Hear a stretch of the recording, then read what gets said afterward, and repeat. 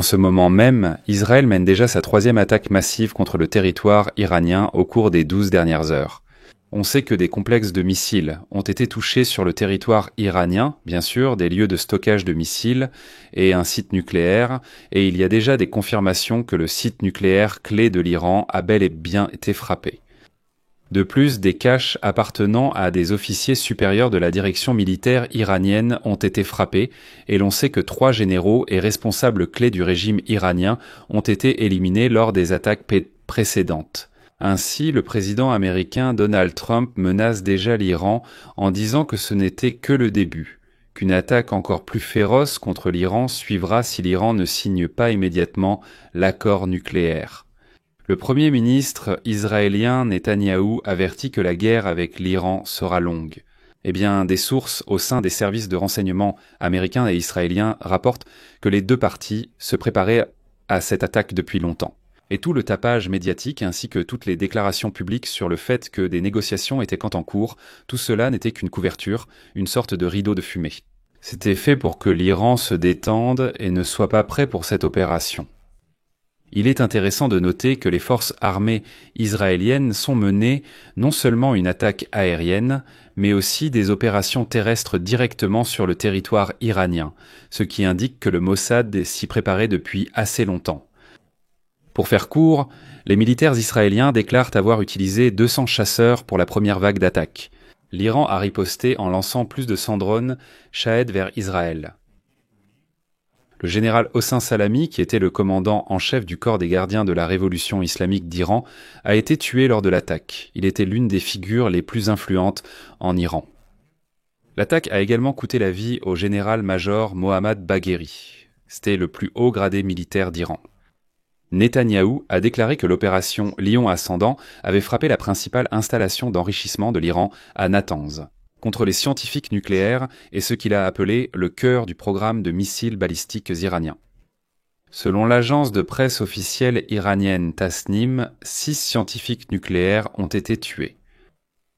Le secrétaire d'État américain Marco Rubio a déjà déclaré que les États-Unis n'ont pas participé et n'ont apporté aucune aide lors des frappes.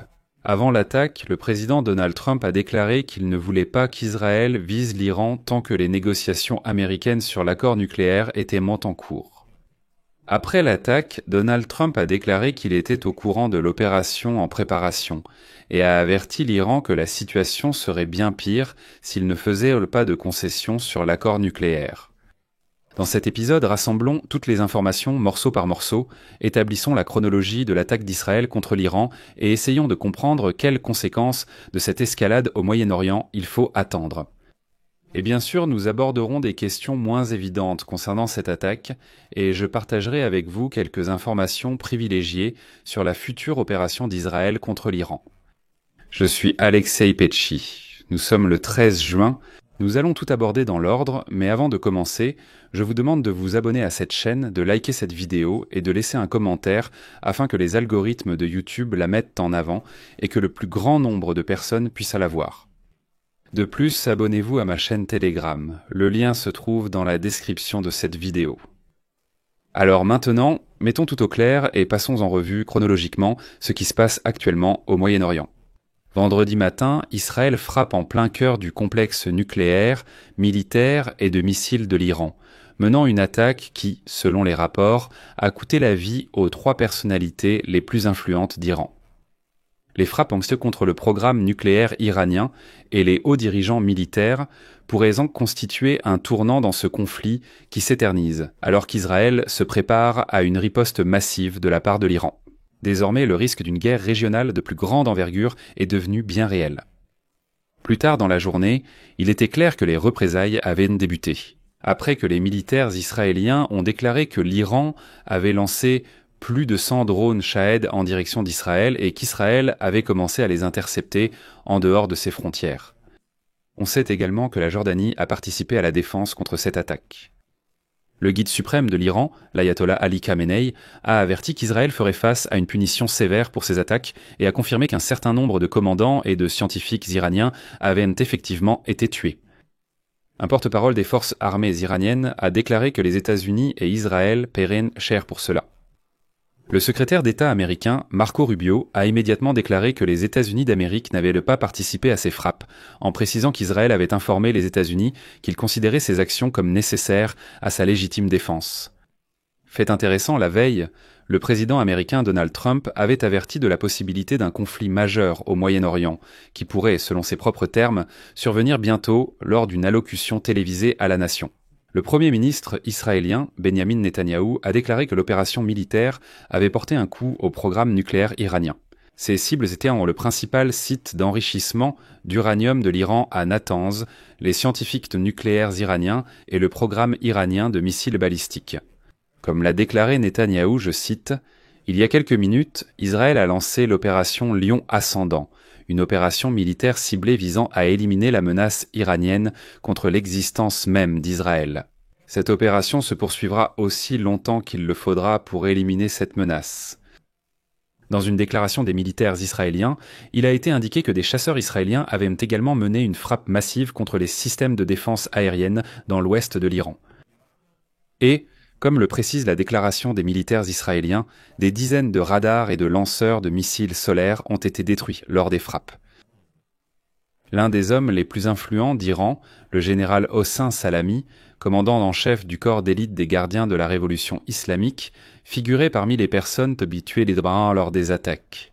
Cette information a déjà été confirmée par le corps des gardiens.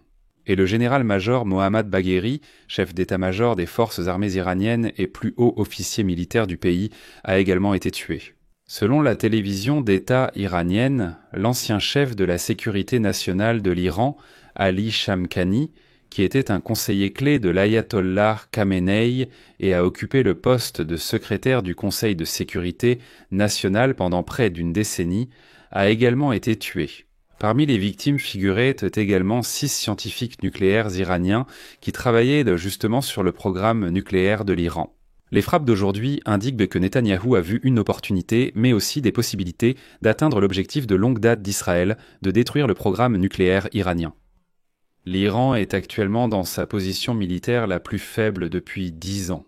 Après des sanctions économiques paralysantes, des frappes israéliennes précédentes contre sa défense aérienne et l'élimination de ses plus puissants représentants régionaux, y compris le Hezbollah.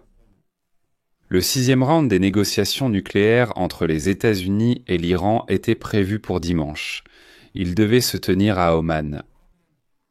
Et il est intéressant de noter qu'à Washington, ils ont déclaré qu'après les frappes israéliennes contre l'Iran, ils restaient tout de même ouverts à ces négociations. L'Iran a déjà refusé ces négociations, après quoi le président américain Donald Trump a averti que la situation ne ferait qu'empirer pour l'Iran. Il est intéressant de noter que plusieurs pays ont bien sûr exprimé leur inquiétude et leur condamnation à la suite des frappes israéliennes. Et par exemple, le ministère des Affaires étrangères de l'Arabie saoudite a déclaré que l'attaque portait atteinte à la souveraineté et à la sécurité de l'Iran et constituait une violation flagrante des lois et normes internationales. Quant à l'ambassade de Chine en Iran, elle a qualifié la situation de grave et complexe. Toute la nuit, dans la capitale Téhéran, on pouvait entendre des explosions répétées et de nombreuses vidéos ont montré des flammes et de la fumée s'échappant des bâtiments à travers toute la ville. En d'autres termes, Téhéran a subi une attaque d'envergure. L'espace aérien de l'Iran a également été fermé. Israël a de son côté déclaré l'état d'urgence, fermé son espace aérien, fermé les écoles et interdit les rassemblements publics. Il est intéressant de noter que des dizaines de milliers de soldats israéliens ont déjà été mobilisés dans le cadre des préparatifs à une riposte iranienne. C'est ce qu'a déclaré le chef d'état-major de l'armée israélienne. Parlons maintenant brièvement de qui a été éliminé aujourd'hui en Iran. Commençons par le général-major Hossein Salami. Il s'agit du chef du corps des gardiens de la révolution islamique, une organisation semi-secrète. Il contrôlait les forces militaires les plus puissantes d'Iran et relevait directement du guide suprême, l'ayatollah Ali Khamenei. Selon le dossier de sanctions des États-Unis, Salami est né en 1960 et dirige le corps des gardiens de la révolution islamique depuis 2019. À ce poste, il dirigeait l'un des instruments les plus puissants de l'État iranien, qui a joué un rôle important dans la répression de la dissidence à l'intérieur du pays et dans la projection de l'influence de l'Iran à l'étranger. Le corps des gardiens de la révolution islamique finance et soutient un vaste réseau de soi-disant milices dans toute la région, qu'il utilise pour attaquer les militaires américains et d'autres pays à travers le Moyen-Orient. Autrement dit, toutes ces tuées et soi-disant forces plaidées par procuration de l'Iran sont entièrement supervisées par le corps des gardiens de la révolution islamique. Et le corps des gardiens de la révolution islamique fournit également des armes, des financements et tout autre soutien aux Houthis yéménites, au Hezbollah, au Hamas, ainsi qu'aux soi-disant axes de la résistance en Irak. Le corps des gardiens de la révolution islamique a été pleinement impliqué dans toutes les opérations militaires en Syrie. Et en conséquence, si l'on parle des Houthis yéménites, c'est précisément le soutien du corps des gardiens de la révolution islamique qui permet à ce groupe de frapper la navigation internationale en mer Rouge et de lancer des missiles et des drones contre Israël. Salami dirigeait le corps des gardiens de la révolution islamique lorsque, en avril et en octobre de l'année dernière, l'Iran a lancé des centaines de drones et de missiles contre Israël. De plus, il est important de noter ici que c'est précisément Salami, éliminé aujourd'hui, qui dirigeait l'opération lorsque le corps des gardiens de la révolution islamique a abattu un avion de ligne ukrainien peu après son décollage de l'aéroport international de Téhéran. En conséquence, comme vous vous en souvenez, les 176 personnes à bord ont en toutes perdu la vie. Eh bien, selon l'agence de presse iranienne MEHR, un commandant anonyme du corps des gardiens de la révolution islamique qui contrôlait le système de défense antimissile TORM-1 et a abattu l'avion, a été condamné à 13 ans de prison. Salamé lui-même n'a assumé aucune responsabilité.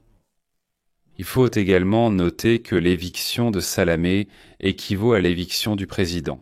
Par exemple, si l'on compare avec le comité des chefs d'état-major des États-Unis, c'est au niveau du commandant en chef des forces armées.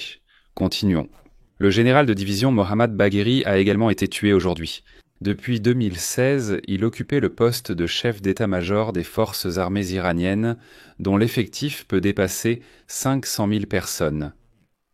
L'état-major général de l'Iran est la plus haute instance militaire du pays, qui met en œuvre la politique, contrôle et coordonne les activités des forces armées.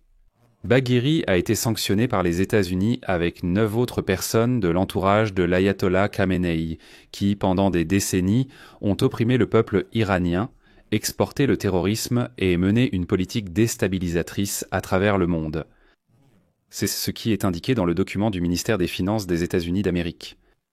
Eh bien, c'est aujourd'hui. Les médias américains rapportent qu'en avril de cette année, Bagheri a rencontré à Téhéran le ministre de la Défense de l'Arabie saoudite, le prince Khalid Ben Salman Al Saoud, lors d'une rare visite d'un haut représentant de la famille royale saoudienne en République islamique. Et le mois suivant, il a été rapporté que lors de la rencontre, le ministre de la Défense de l'Arabie saoudite avait averti Bagheri qu'il vaudrait mieux prendre au sérieux la proposition de Donald Trump concernant des négociations sur l'accord nucléaire. Car c'est un moyen d'éviter précisément ce qui s'est passé aujourd'hui, c'est-à-dire l'attaque d'Israël contre l'Iran. On continue. Ali Shamkhani, qui a également été éliminé aujourd'hui, était un proche assistant du guide suprême de l'Iran, l'ayatollah Ali Khamenei, et il représentait Téhéran lors des négociations qui ont abouti à un accord historique sur la reprise des relations diplomatiques avec l'Arabie saoudite. L'information concernant sa mort est désormais confirmée. Shamkhani a occupé le poste de principal responsable de la sécurité nationale de l'Iran pendant une décennie, depuis 2013. Eh bien, avant cela, il a occupé plusieurs postes importants, notamment au sein du corps des gardiens de la révolution islamique et au ministère de la Défense de l'Iran.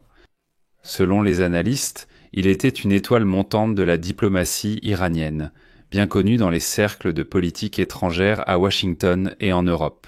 Shamkhani représentait l'Iran lors des négociations avec des responsables saoudiens qui se sont déroulées sous la médiation de la Chine. Mais au milieu de l'année 23, il a soudainement été remplacé et quelque peu relégué au second plan. Mais néanmoins, c'est aussi un haut fonctionnaire iranien. Il est intéressant de noter qu'aux États-Unis, ils ont d'abord nié toute implication dans cette attaque. Le secrétaire d'État Marco Rubio a déclaré que les États-Unis ne sont pas impliqués dans les frappes qu'Israël mène contre l'Iran, en précisant qu'Israël avait informé les États-Unis que selon lui, ces actions étaient pas nécessaires pour sa propre défense. Voici une citation de Marco Rubio. « Ce soir, Israël a entrepris une action unilatérale contre l'Iran. Nous ne participons pas aux frappes contre l'Iran et notre principale priorité est de protéger les forces américaines dans la région. Israël nous a informé qu'à leur avis, ces actions sont nécessaires pour leur autodéfense. Le président Trump et l'administration ont pris toutes les mesures nécessaires pour protéger nos forces et restent en contact étroit avec nos partenaires des régionaux. Permettez-moi d'être clair, l'Iran ne doit pas cibler les intérêts ou le personnel des États-Unis d'Amérique. En même temps, Trump convoque aujourd'hui une réunion du cabinet des ministres alors qu'Israël a commencé à frapper l'Iran, et il est prévu que des décisions y soient prises sur la manière dont les États-Unis pourraient en participer davantage à cette opération. Juste après cela, le président américain a déjà averti l'Iran qu'il vaudrait mieux pour lui conclure un accord nucléaire et renoncer à l'idée d'obtenir des armes nucléaires. Parce qu'il sait qu'Israël ne fait que s'échauffer et que les frappes sur le territoire iranien seront beaucoup plus fortes par la suite. Et il a laissé entendre que vos installations nucléaires seront réellement détruites d'une manière ou d'une autre. Dans le même temps, le Premier ministre israélien Benjamin Netanyahou a confirmé qu'Israël avait frappé des sites nucléaires en Iran et a déclaré que l'opération se poursuivrait pendant de nombreux jours. Comme l'a déclaré Netanyahou, cette opération se poursuivra aussi longtemps qu'il le faudra pour éliminer la menace. Il a dit que l'Iran avait un programme de développement d'armes nucléaires et a affirmé que le pays pourrait fabriquer des armes nucléaires si on ne l'arrêtait pas. C'est un danger clair et réel pour la survie même d'Israël. Nous avons frappé le programme iranien de fabrication d'armes nucléaires, nous avons frappé la principale installation d'enrichissement de l'Iran à Natanz, nous avons frappé les scientifiques nucléaires iraniens travaillant sur la bombe iranienne. Nous avons également frappé en plein cœur du programme iranien de missiles balistiques. En nous défendant, nous protégeons aussi les autres. Nous protégeons nos voisins arabes. Eux aussi ont souffert de la campagne de chaos et de massacres menée par l'Iran, a déclaré aujourd'hui Netanyahou. En Israël, on a déclaré que les frappes contre l'Iran visaient à éliminer 3 composantes de la menace iranienne, dont l'acquisition par l'Iran de l'arme nucléaire. Voici ce qu'a déclaré l'un des responsables israéliens, je cite, « Pour la première fois, nous révélons que le régime iranien mène un programme secret de développement d'armes nucléaires. L'Iran dispose de suffisamment de matière fissile pour fabriquer 15 bombes nucléaires en seulement quelques jours. » Le deuxième élément de la menace concerne les milliers de missiles balistiques iraniens que l'Iran prévoit de doubler, puis finalement de tripler. Citation. « Nous parlons d'un certain nombre de missiles qui, même sans armes nucléaires, représentent une menace existentielle. » Et le troisième élément consiste en la prolifération par l'Iran d'armes et de munitions auprès de forces régionales par procuration afin de les utiliser contre Israël. Il est intéressant de noter que l'attaque d'Israël a aussi des effets secondaires. En fait, les prix du pétrole américain ont fortement augmenté immédiatement après qu'Israël a frappé l'Iran, visant les installations nucléaires et les sites militaires du pays. En fait, littéralement 1 heure après l'attaque, le prix du pétrole a augmenté de plus de 8% pour atteindre près de 74 $ le baril. Cela place le pétrole sur la voie de la plus forte hausse en pourcentage sur une journée depuis mars, en 2022, lorsque la Russie a envahi le territoire de l'Ukraine. Dès vendredi après-midi, l'armée de défense d'Israël a publié une vidéo montrant comment Tsahal, lors d'une frappe contre le système de défense aérienne du régime iranien, a détruit des dizaines de radars et de lanceurs de missiles solaires.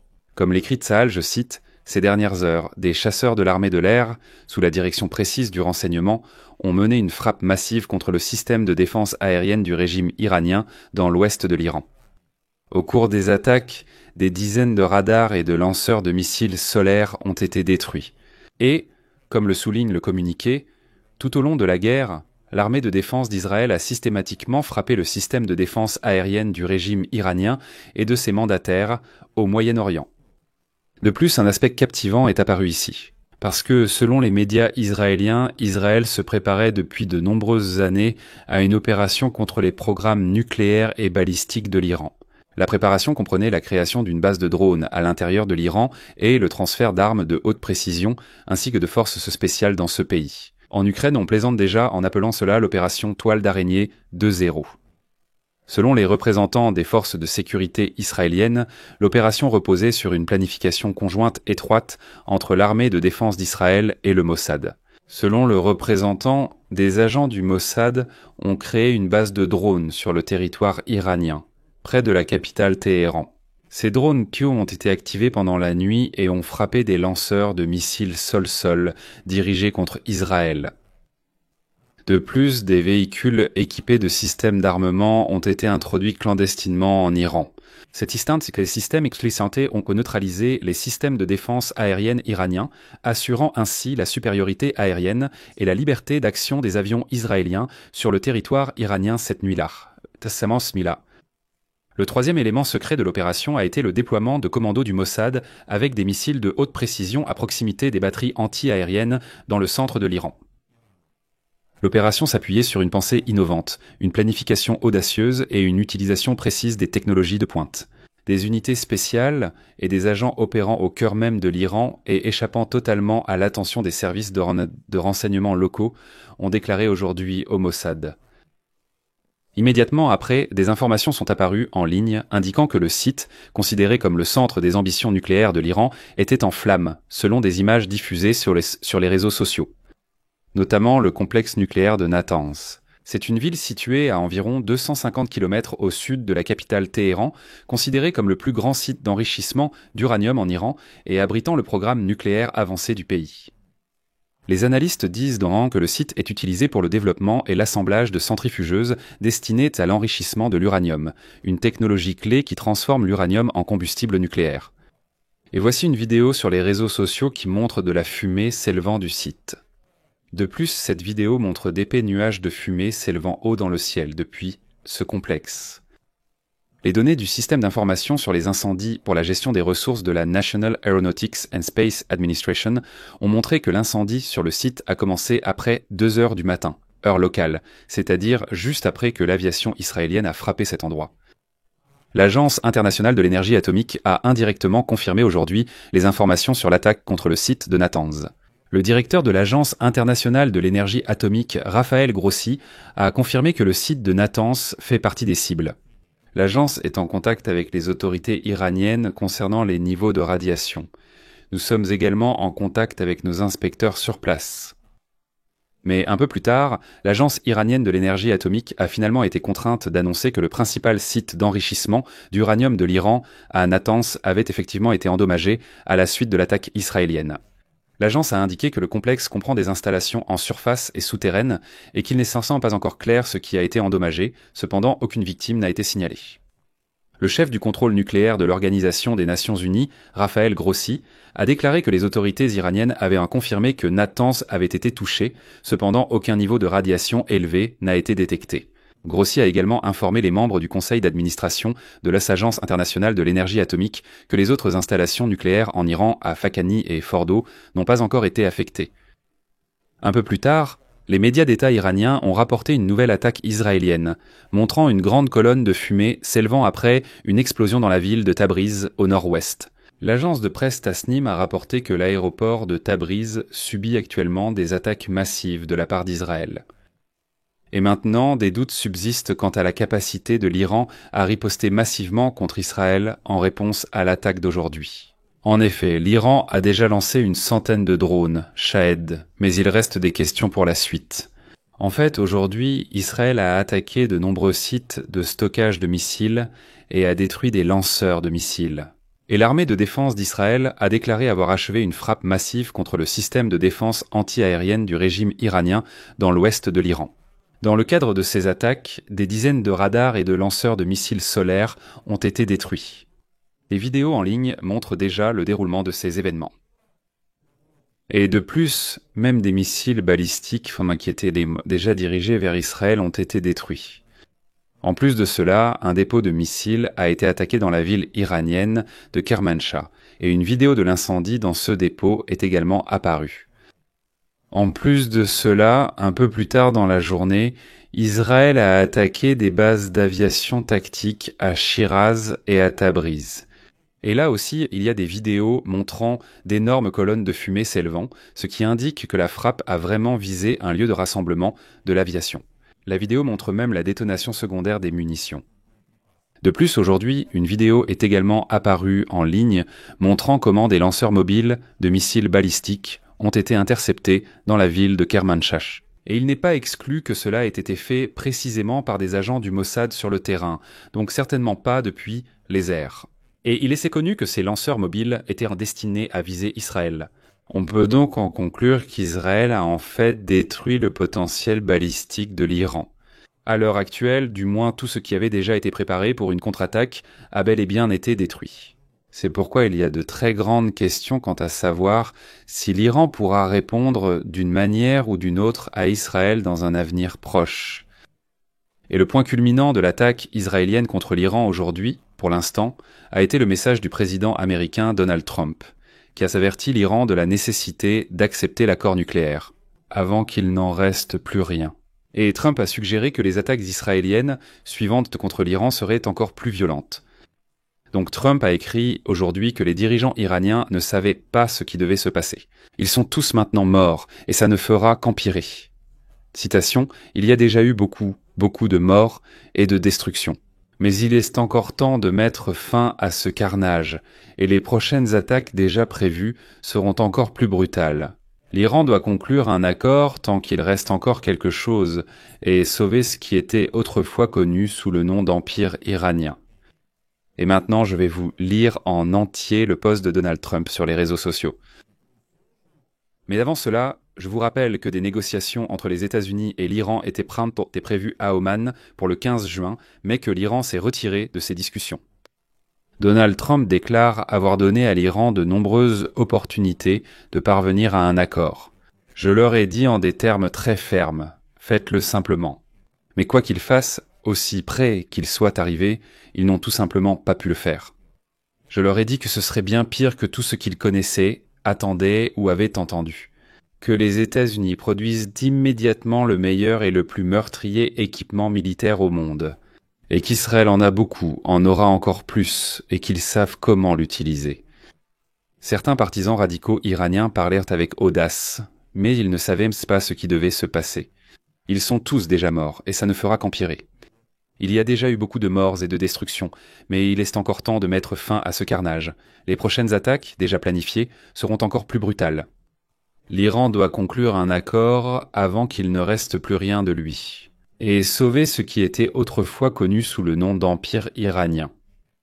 Plus de morts, plus de destruction. Faites-le simplement avant qu'il ne soit trop tard.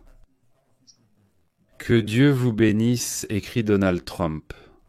Il est donc évident qu'Israël continuera d'attaquer l'Iran dans un avenir proche, et comme l'a déclaré Netanyahou, cette guerre sera longue. Mais les Américains essaieront d'utiliser cette escalade pour amener l'Iran, en fait, à capituler, à abandonner ses intérêts et à signer l'accord nucléaire. Et surtout à l'abandon de son programme nucléaire. Je m'arrête ici. Donnez votre avis et vos conclusions dans les commentaires de cette émission. Je vous invite à nouveau à vous abonner à notre chaîne Telegram, où nous partageons les actualités plus rapidement. Et si vous souhaitez soutenir le travail de cette chaîne YouTube, vous pouvez le faire financièrement avec n'importe quel don. Pour en savoir plus, utilisez les liens et coordonnées dans la description vidéo ou scannez le code à réponse rapide à l'écran. À bientôt. Prenez soin de vous. Au revoir.